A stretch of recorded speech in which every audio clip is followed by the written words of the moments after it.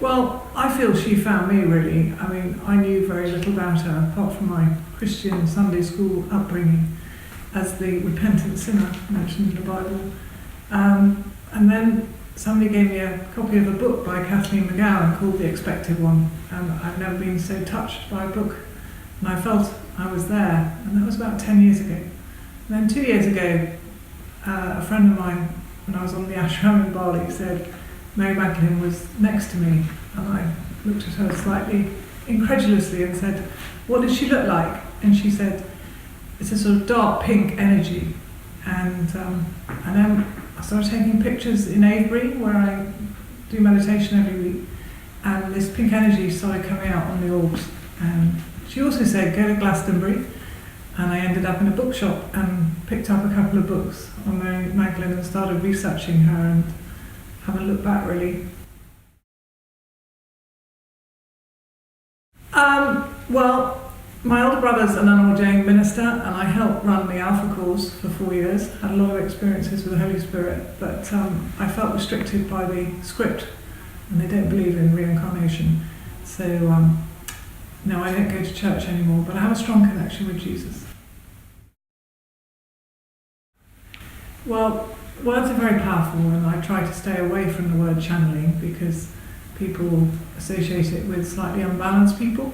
And so my immediate answer would be no. I would say it's more from research, meditation, dreams, ideas. You know, all inventors come up with ideas, they don't know where they come from, and mine seem to come in the middle of the night, mainly.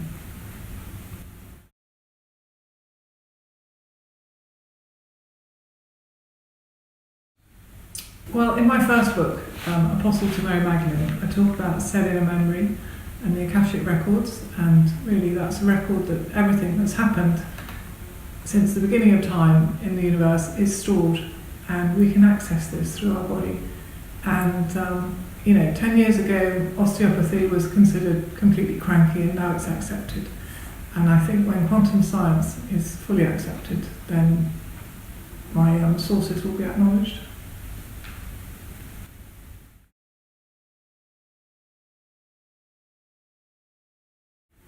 Well, he's a spiritual teacher who I met in 2004. I've never had a spiritual teacher before, and I've only been to one ashram, which is his in Bali, and I've been every year since then, and I think it's really helped open up the portals for me with the meditation. And he works with energy. Everything is made from energy, and he teaches us bioenergetic meditation and to get us in touch with our real self, our divine essence. And he also teaches the way of the heart. So for me, it works.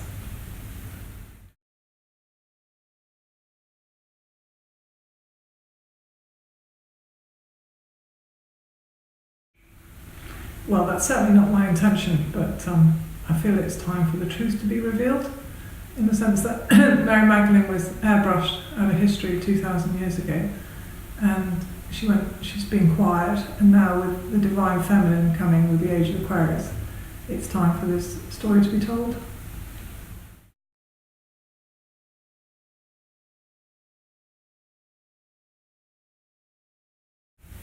Yes, I do. The Nag Hammadi Library was discovered in 1945. It wasn't translated till 1975, but they're still finding fragments of it. In fact, the Gospel of Judas was not translated until 2006. And in that, Judas predicted his own death. He said he would be stoned to death, which is pretty revolutionary. And in the dialogue of the Saviour, Jesus describes Mary Magdalene as the woman who knew the all. And Mary Magdalene is portrayed as a priestess, a teacher, a healer, much more than the subservient sort of companion to Jesus that we've been taught in Sunday school.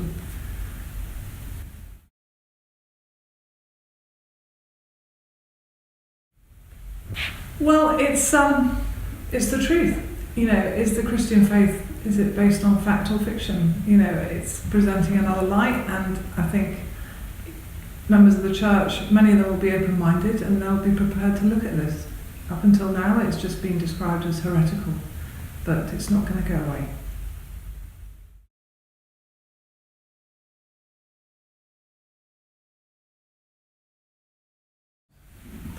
I think as we move into the age of Aquarius, where the feminine, the divine feminine, is coming into balance with the divine masculine, I really see her as the ambassador for the divine feminine, and really sort of helping all these empowered women throughout the world, wherever she is in the astral. And we're obviously ready to hear.